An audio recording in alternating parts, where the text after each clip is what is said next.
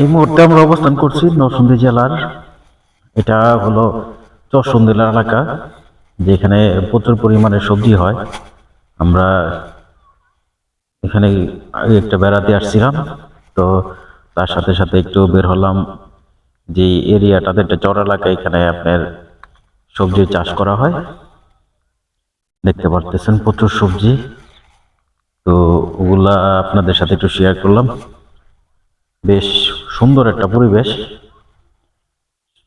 আজকে কুয়াশা দেখেন, প্রচুর পরিমাণে কুয়াশা, এখন দুপুর পুরা, এই সময়েও প্রচুর পরিমাণে কুয়াশা পড়তেছে। আজকে হলো ডিসেম্বর মাসে 25 তারিখ।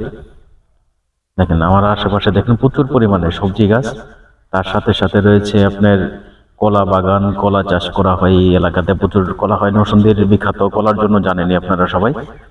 পেছনে সিম গাছ দেখতে পাচ্ছেন, তার পাশে এগুলা আছে, এই পাশে সিম, তারপর হলো আপনার পেঁপে। প্রচুর পরিমাণে ফসল হয়, মাটিটা বেশ ভালো তো।